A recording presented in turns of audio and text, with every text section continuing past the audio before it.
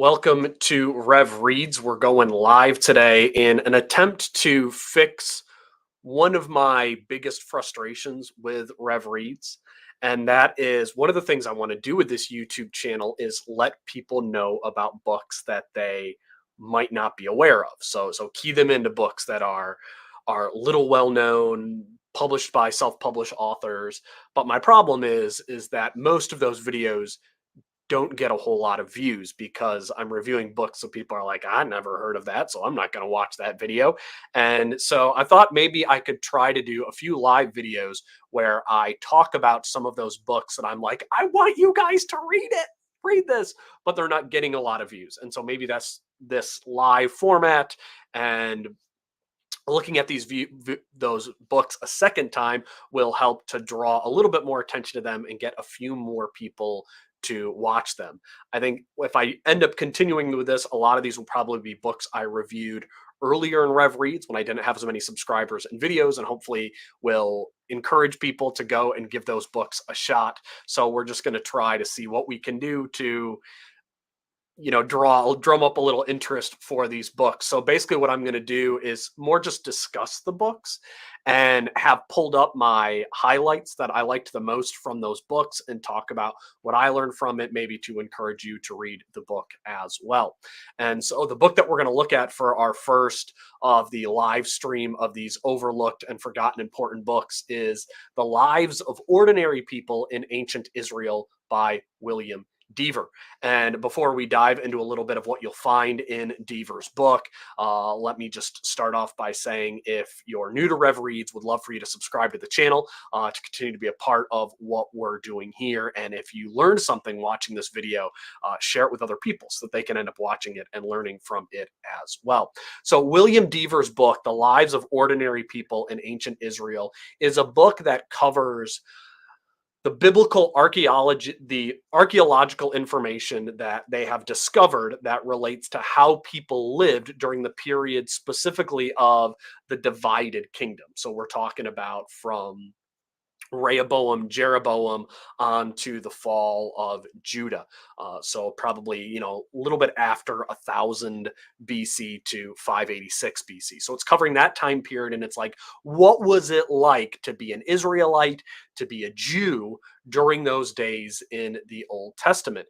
And one of the things that's interesting that Deaver brings up in this book is that it's something that just isn't covered in the book, in the Bible. Like, the Bible just does not cover what everyday life is like in that time period. The reason why is those people were living during that time, and so why would they talk about what houses are like, how they prepared meals, what health struggles they had? It's just not something that would come up because that was the world in which they lived. So we're trying to take archaeological information and fill in those gaps of what life was like in that time period.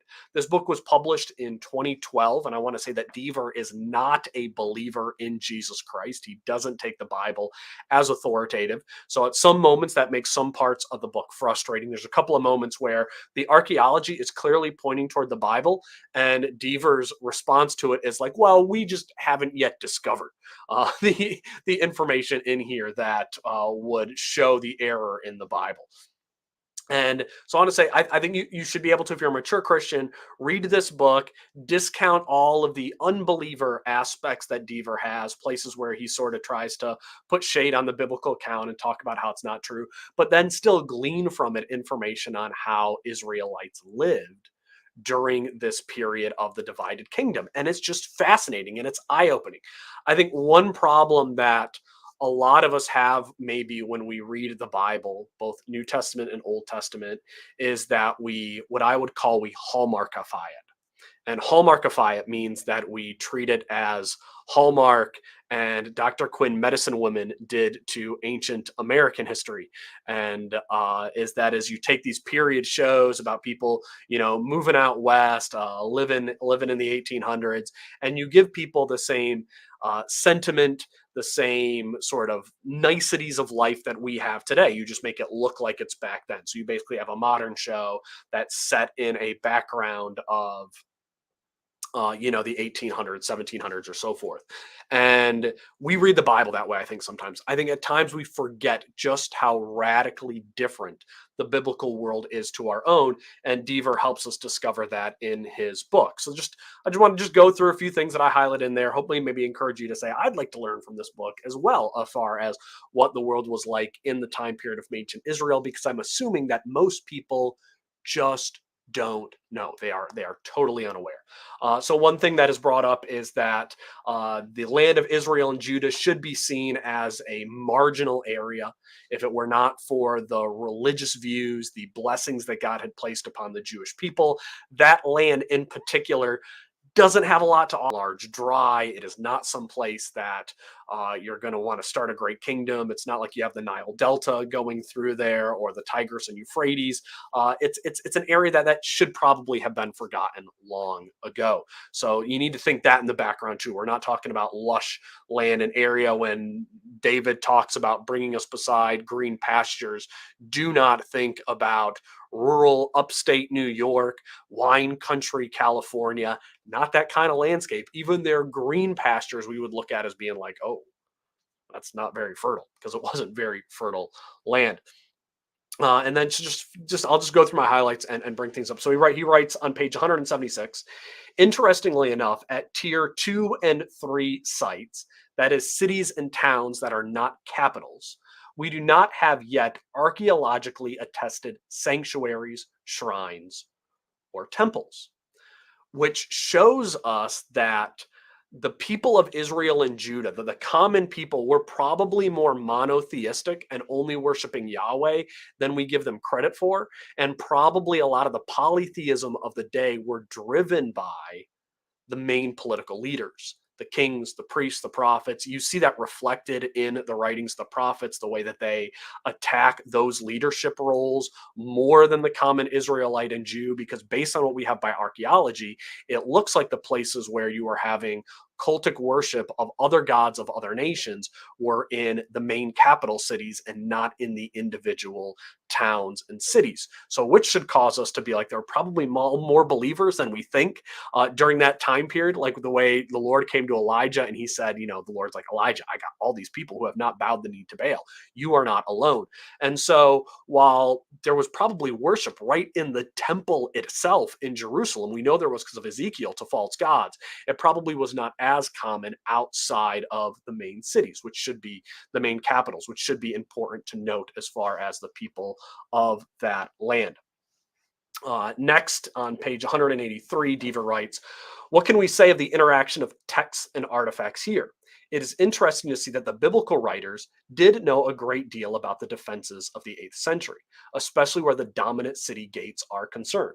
For one thing, it means that the radical biblical revisionists who downdate the biblical text to the Persian or even Hellenistic periods are simply wrong. Those stories, with their realistic details of the Iron Age, cannot possibly have been written much later. And this is a huge point for the authenticity of the Old Testament narrative. So what Deaver is saying here is that because of some of the details that are in the text talking about the defense of major cities, that we can say that these accounts were written near the time period in which they occurred.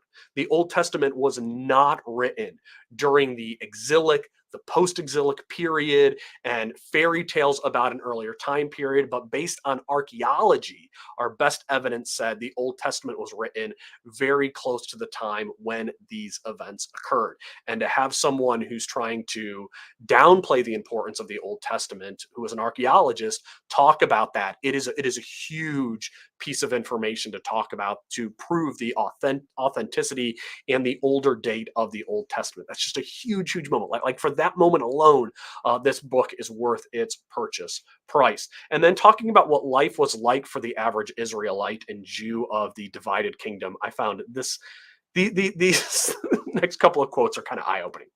We have no indication whatsoever of tables and chairs, or for that matter, of any eating utensils. Food was probably parceled out from a large crater, or more likely spooned out directly from the still, warm cooking pot.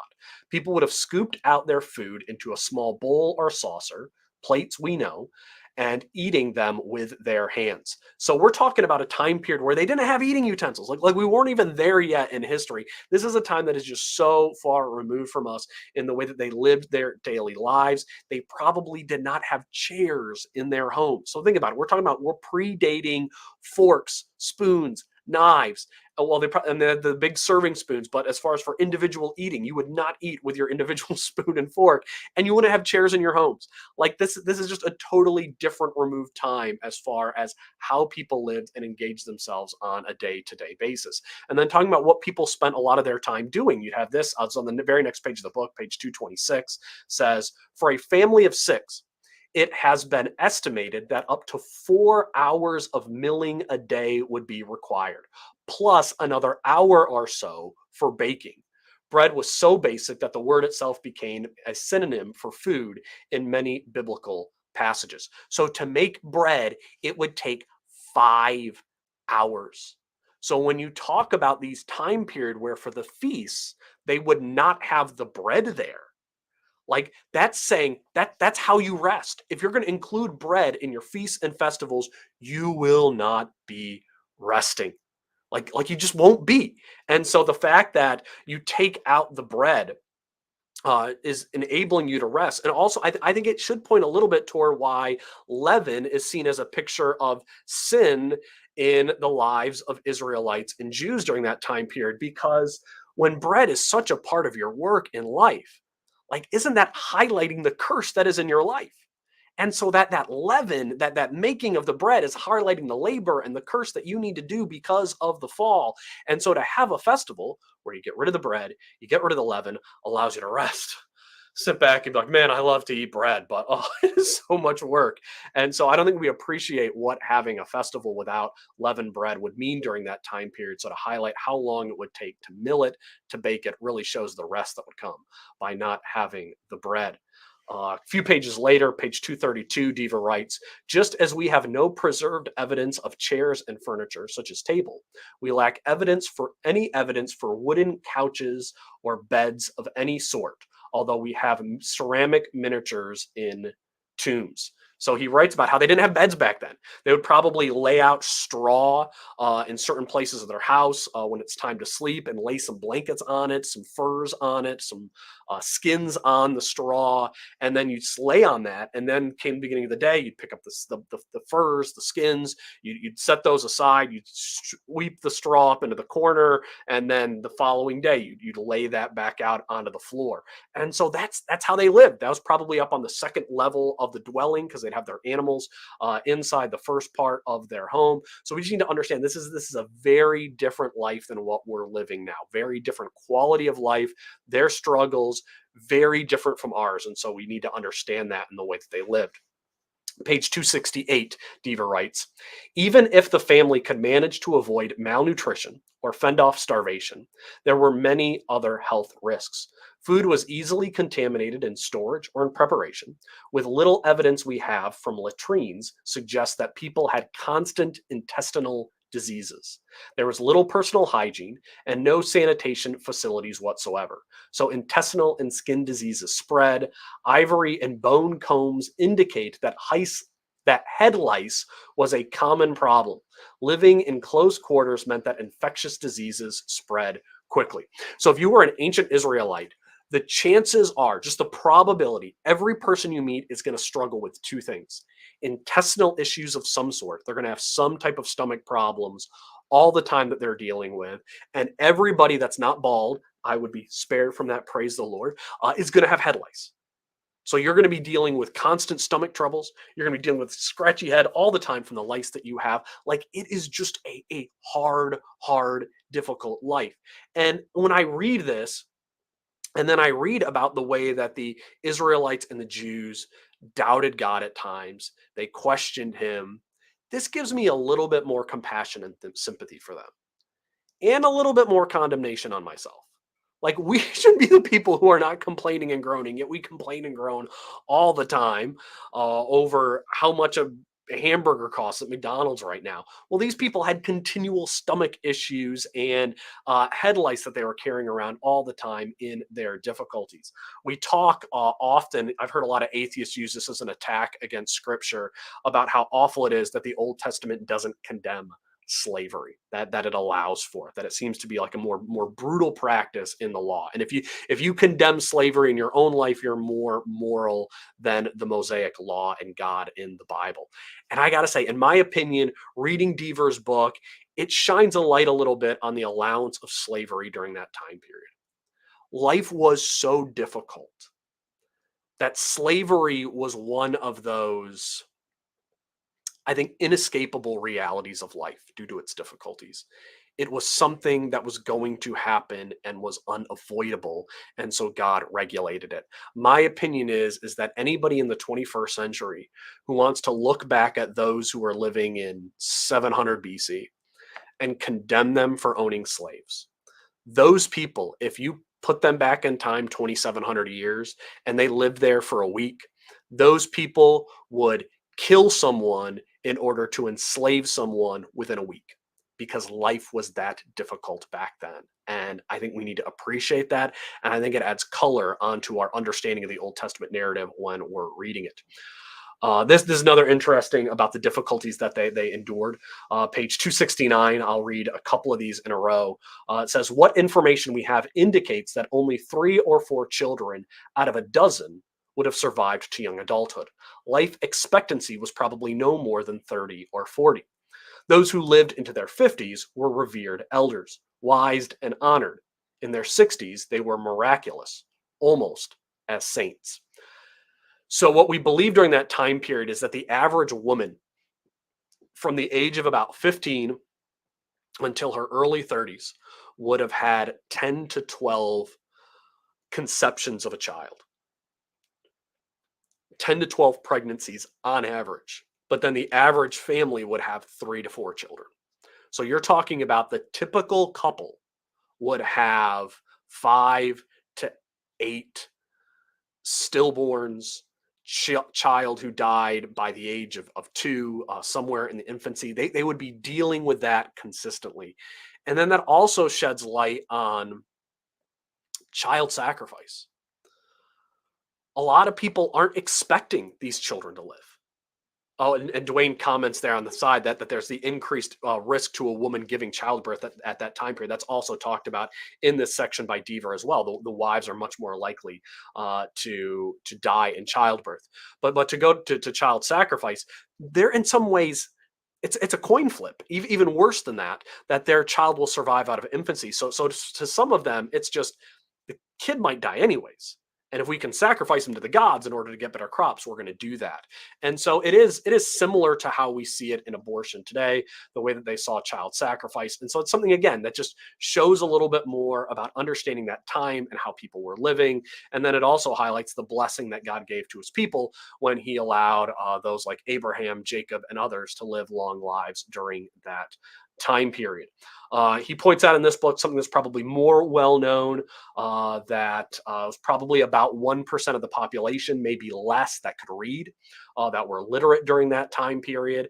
And probably the majority of those that were able to read probably still could not read the type of poetry and writing that we find in the Old Testament. So again, there's a reason why God comes down so hardly on the kings, the prophets, and the priests during that time period, because they're the ones who can read. They're the ones who have access to the law. The people are just receiving that law from them. And the insane thing, as we talked about earlier in this discussion, is that it appears that there was more polytheism and idolatry in the capitals among the people who could read than there were in the people of the countryside, the people who couldn't read, which sort of blows your mind, as far as things. Thank you. Awesome for draw near for the super chat. I never thought I'd get one of those. And so to get one on our first live stream here is kind of a cool thing. I feel a little tingly to get one of those. So if you have any questions about the book, throw it out there. I probably won't be able to answer it, but I'll throw it out there anyway. So a few more things to read. in this book. Just a couple more highlights and then we'll end it. On page 373, Diva writes, we have as many as 3,000 terracotta anthropomorphic figures from ancient Israel and Judah that date from the range of the 12th century to the early 6th century, although they were most common in Judah in the 8th to 7th century. We have no clearly male figurines from any context for whatever that may be worth. And so what we learn here from that is that, yeah, there were gods that people were worshiping in that time period. So when you talk about how gods like the Lord is through his prophets is saying, you guys got to decide between me and the pagan gods. Yeah, they were struggling with worshiping other gods and the Lord throughout that entire time period. And also when Jeremiah comes down on their worshiping of the Queen of Heaven, well, we know from archaeology that all of the idols that we've discovered in the land of Israel and Judah during that time period, they were all female. So having this Queen of Heaven idolatry was very common in Israel and Judah during that time period. So while the biblical writers were forbidding this polytheism, it was present all throughout that time period. And we need to see that the reason they were forbidding it was because the people were actually practicing it. So if somebody were to come and write on how the polytheism during that time period was evidence that the Bible isn't true because people were worshiping other gods, well, yeah, it's talked about in the Bible. So this is just a confirmation of what we see in the scripture. Dwayne, oh, thank you so much for the second super chat. Maybe this is how I'm going to feed my kids, is I'll do more live videos and get more super chats. So thank you for that as well. Yeah, you guys have been supportive all throughout, and I love you guys. So thank you so much for your help. So again, Deaver ends up talking about warfare practices during that time period. One interesting thing that's brought out here is he talks about the invasion of Judah by Sennacherib and the Assyrians, reminding us that the Neo-Assyrian campaign during the time of Hezekiah, where the angel of the Lord wiped out the Assyrians that were around the walls of Jerusalem. Two important things to note from archaeology. One is that the king of Assyria talks about how he had conquered 46 towns and cities in the land of Judah. We don't have that mentioned in scripture, but that seems to be the case, that Assyria basically took over most of Judah and not Jerusalem. But then we also know there was no major destruction of Jerusalem during that time period. It actually continued to flourish during then. So the biblical evidence of the angel of the Lord miraculously delivering Jerusalem during the time period of the Assyrians, archaeology supports that. So one, to me, the more, I would call it more outlandish, if you want to say what miracles seem to be more difficult in the Bible, and that is the angel of the Lord taking out 185,000 Assyrians and saving Jerusalem. The archaeology supports that in the time period of Hezekiah. So this is a book that was written by an unbeliever. It's a book that's about 500 pages long, so it is meaty. There's a lot to it, but if you're somebody who reads the Old Testament and you want more background information from it, you want to know what can archaeology legitimately teach me about how people lived during the Old Testament times, the lives of ordinary people in ancient Israel, is that book. And one of the things that is just so cool about this book is that it is covering so many things that aren't covered in the Old Testament, but for curiosity's sake, we would love it if they were. And it allows us to relate to the people better. I read the Old Testament narratives with a different light. I look at the people different because of reading this book by Deaver. This was one of the books that made me say, I want to tell people about this book and start the channel. And not a lot of people have watched my review of the lives of ordinary people in ancient Israel, probably because the title's not exciting and they're probably like, I never heard of that. But this is a crucial book. I would say anybody who is a pastor, if you're a pastor and you are regularly teaching through the Bible and you're going to preach through narratives in the Old Testament, you have to read this book. This is a must read book. And so I just want to bring this book to you, highlight it, and hope that more people will read the lives of ordinary people in ancient Israel. So this live stream is an experiment. So I would love some feedback if you watch it, especially if you're here to the end. Let me know what you think about it. Should I do more of these? Just sort of going through my highlights of a book and letting you know about it. If you think this is a good idea, let me know. But if not, I would love for you to let other people know about the lives of ordinary people in ancient Israel by sharing this video. Yeah, draw near. You're right. Commenting on there about how about can I? Is there? Oh, I can share these on the page. Okay, I need to learn how to use StreamYard's live stream features.